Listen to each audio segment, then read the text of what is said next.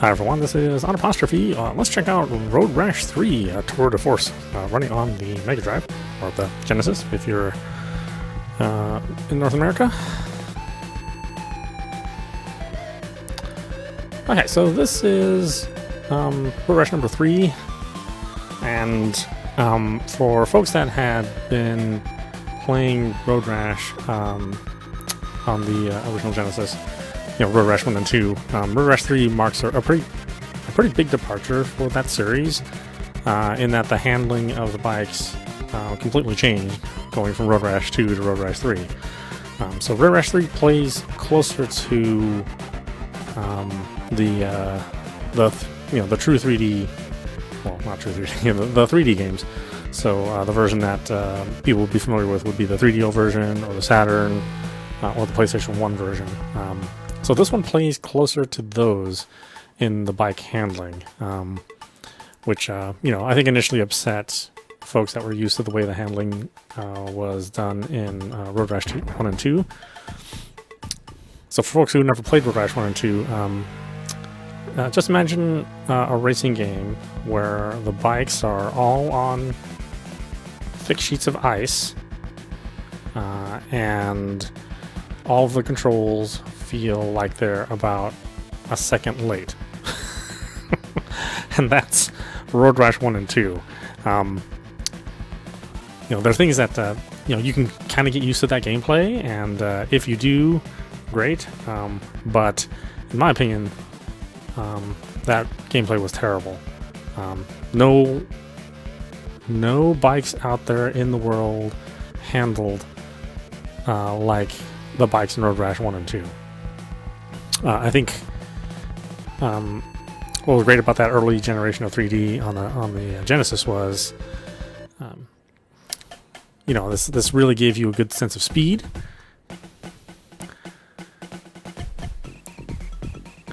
At least for the time. And you can get into a rhythm with the game once you got used to the controls. But here, the controls are much, much tighter. Your bike doesn't just instantly slide left and right as you're playing, which happened in the original Road Rash and Road Rash 2.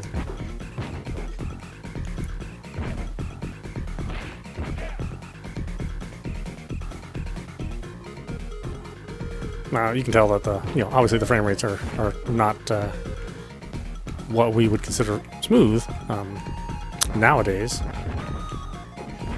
For the time, this actually moved pretty well. And when you consider the technology driving behind this game, I think it did a good job.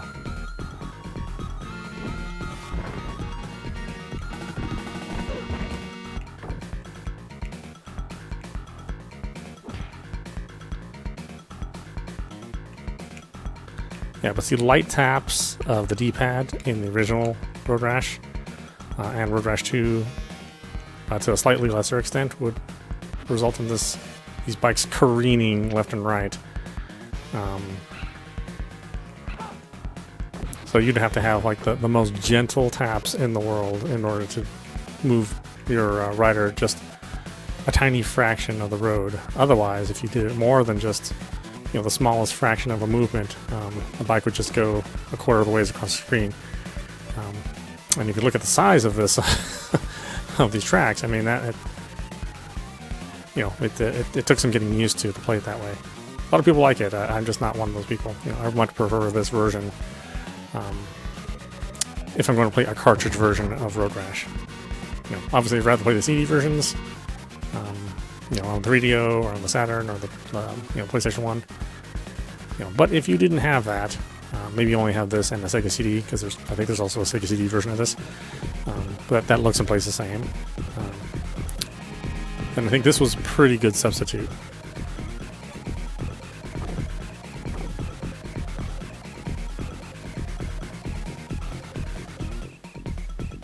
Yeah, so you get a good sense of motion. It just runs at a low frame rate, that's all.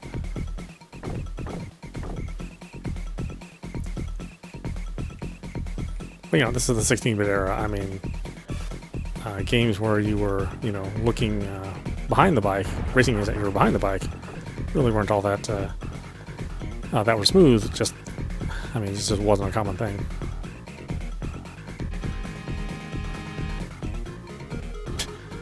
Sixth at the very, very last intersection. That's great.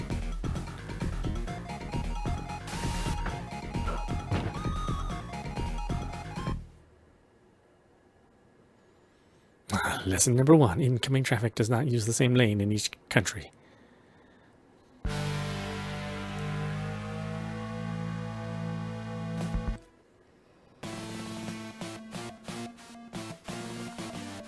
Yeah, everything has this like this dithered green look.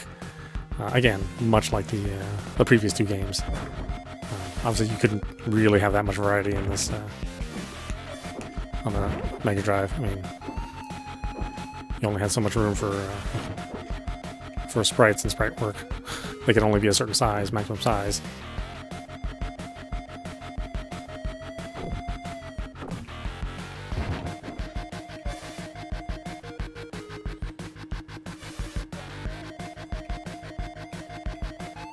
And like I said, I know it looks bad.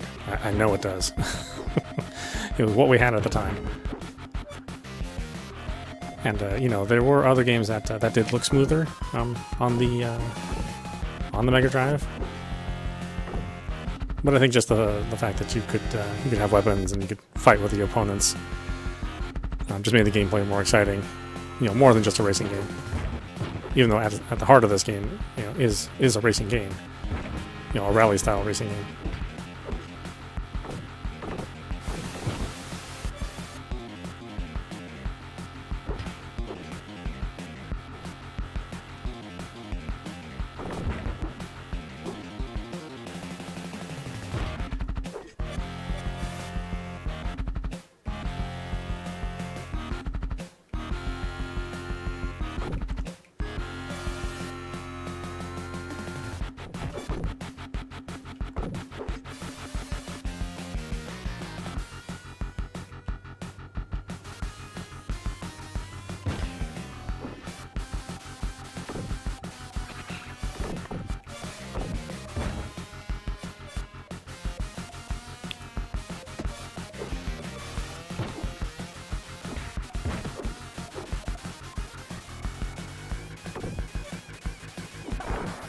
I think what's also neat is that these courses are really long too. I mean, they're not super short. You actually play for a couple minutes.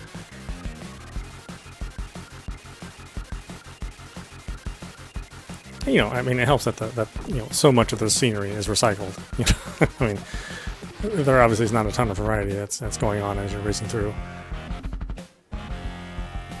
But again, you know, Mega Drive cartridge. I mean, this is pretty good.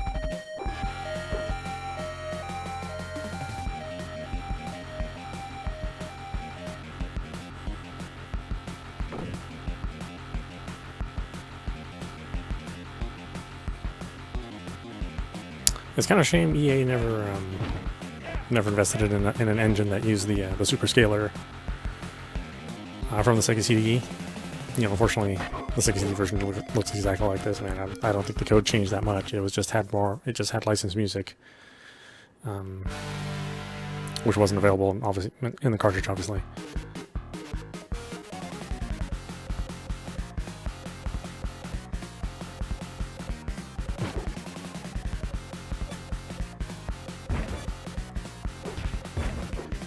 You know, the simple formula, you know, works now. You know, it's if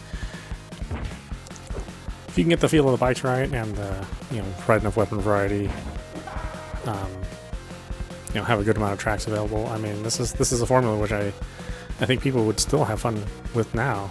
It's actually really surprising that I've only seen one really good copy of this game from an indie developer. And, you know, everybody else has just not been able to provide this kind of, you know, action arcade gameplay. Most games want to actually be Sims.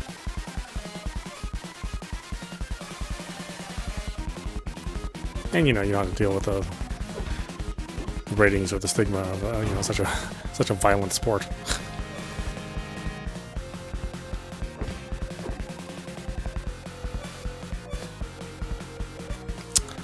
Yeah, I wish I could remember what the name of that Road Rash clone is on the PC and Switch and kind of all the consoles.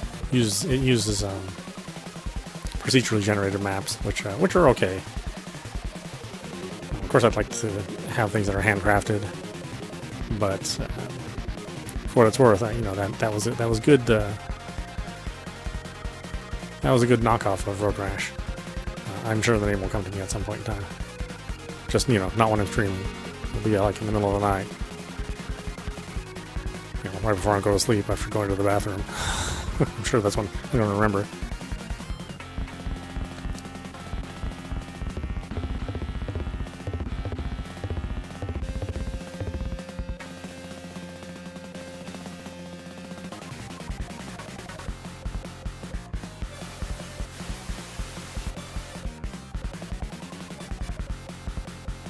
I think what also bothered me about the original Road Rash and Road Rash 2 is the sound of your tires squealing.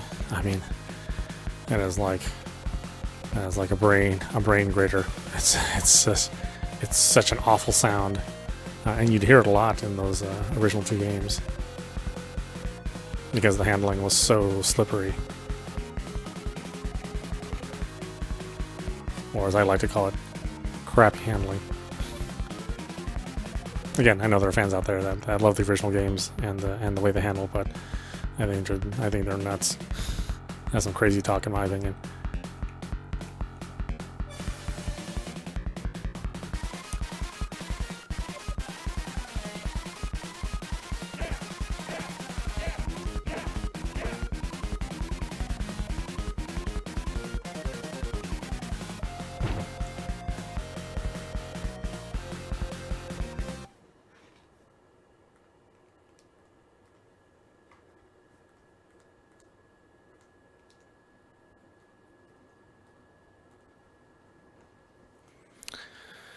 So you like winning? Try hanging with me if you would like to make a habit out of it.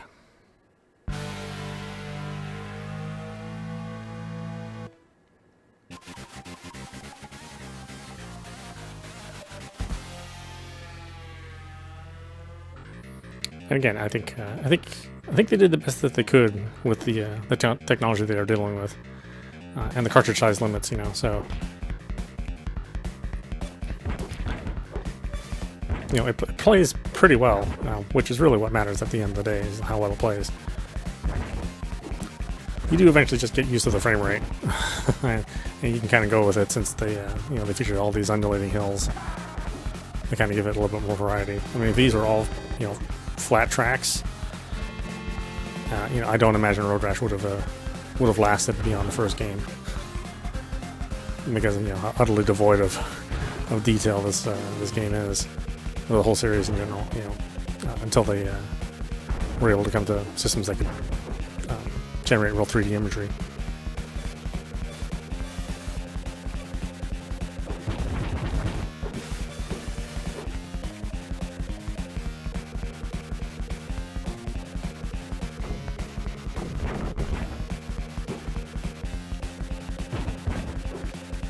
Oh, damn it.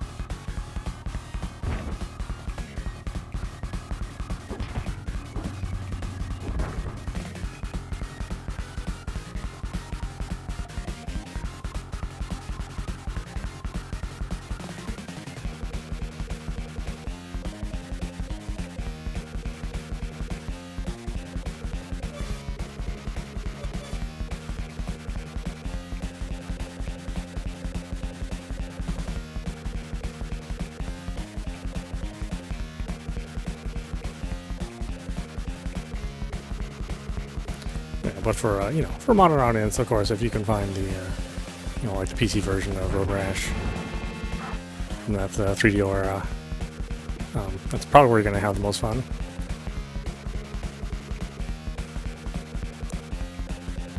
But this is good fun.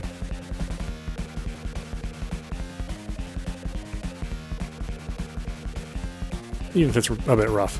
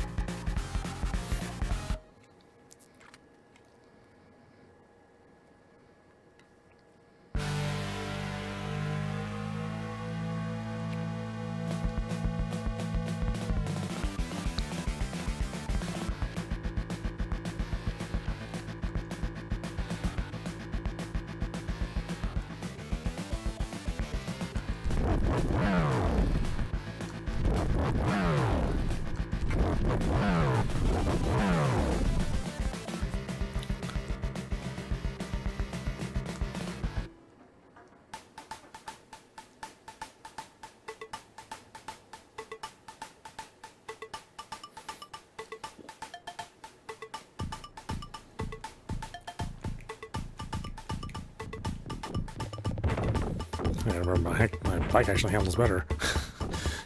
Like I don't quite need to tap around as much.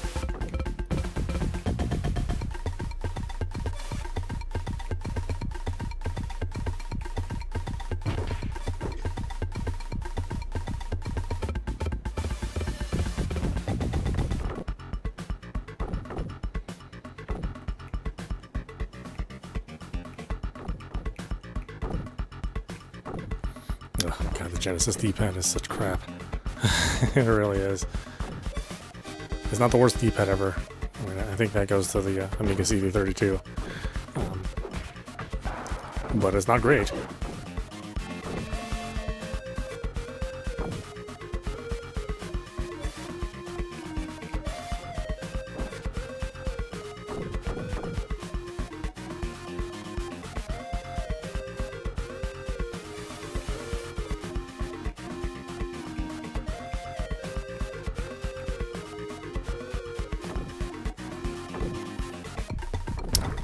I mean, they made up for it with the 6-button D-pad, with the 6-button controller. I thought that was a much more fun controller to use, even though the durability is not so hot on those controllers. You know, your 3-button controller will probably still work to this day, but your 6-button, you know, that definitely had that definitely died earlier in the lifespan than the original 3 buttons.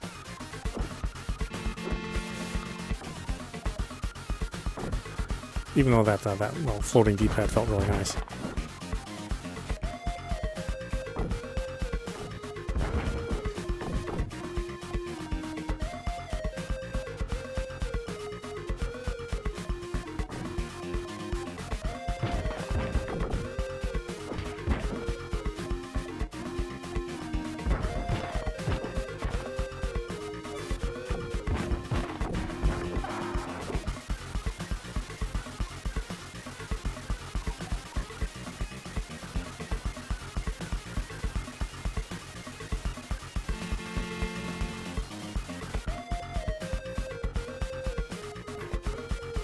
Yeah, I think Road Blasters is a smooth-looking game, quite frankly.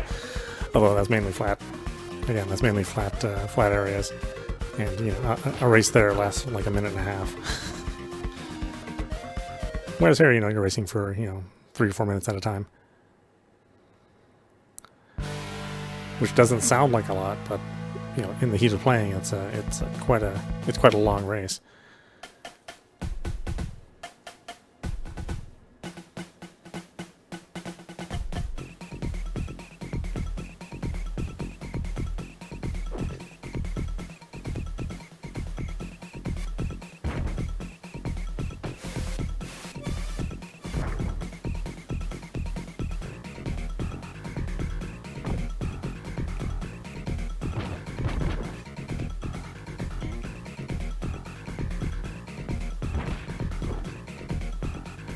Yeah, you can see the little bit of slowdown there. Kind of hard to tell since everything's running at such a low frame rate, but it'll happen from time to time. Not that often, thankfully.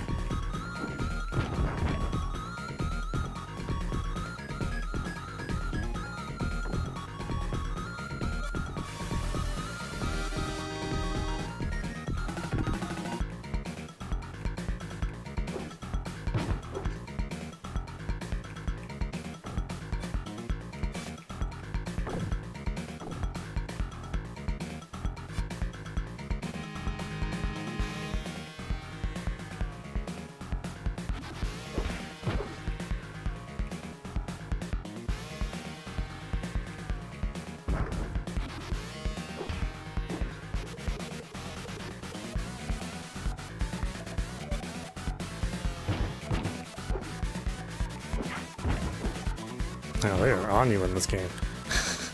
It's just there's so many opponents.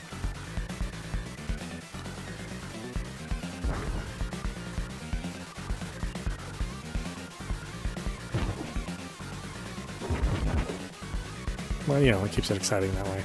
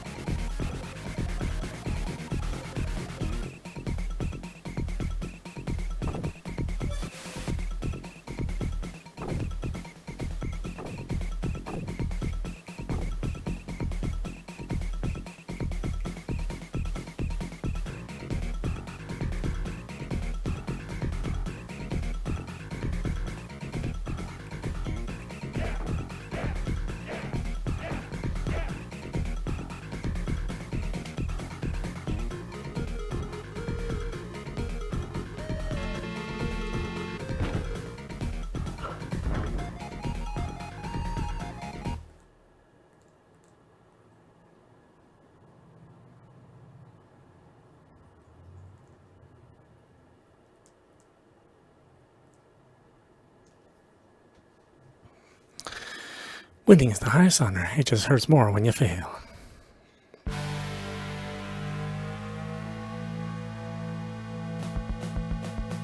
Alright, let's do one more. Before my eyes go crazy. Like I said, even I have a hard time looking at this. And I'm pretty forgiving for older style graphics. That were made at the time. I'm less forgiving with older style graphics that are made in the current age, on current hardware. Then I sort of wonder if, maybe some developers need to seek psychiatric help.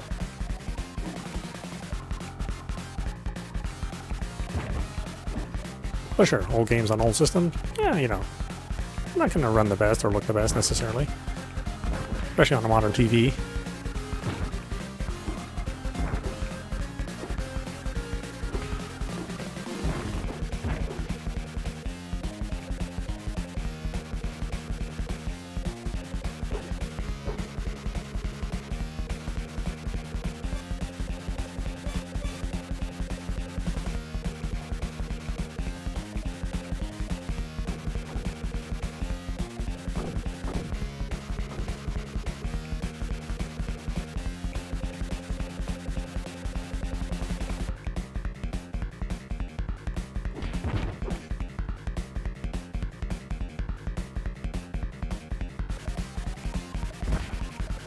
Road Redemption, that's the one. It's a Road Rash clone. But a really good one. Oh, come on.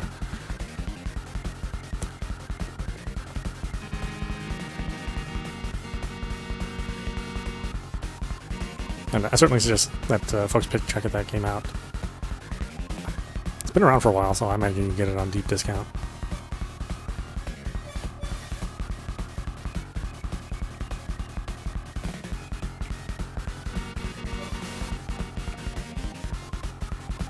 Yeah, it'll be hard for me to catch up. I mean, I rolled over twice. Not so great. I don't think this bike has nitrous either. I have to get one of the sport bikes for that.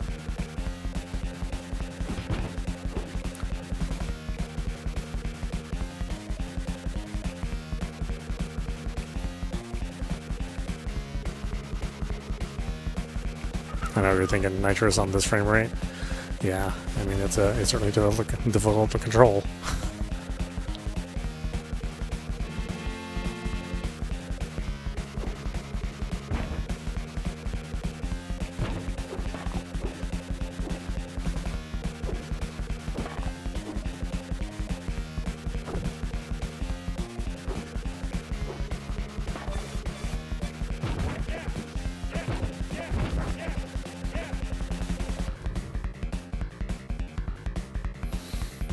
I always like these funny little cinemas.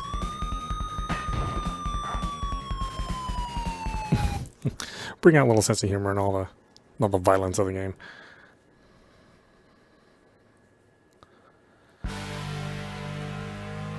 Okay, why don't we stop it there? This is audap. You've been watching Road Rash 3 running on the Mega Drive, or the Genesis, as it's known as North America. Yeah, I still think this is a really good, fun game. It's just, the visuals and the frame rate are obviously going to be very, quite a challenge for a new player that's used to 3D polygon graphics. In which case, there is a modern versions of this game, not too modern, that do feature polygon graphics and run a lot smoother and play a little bit better. But for what it is, and at the time, I think this is still good. And if you have some means to play it, and you don't mind these kind of graphics, then check it out.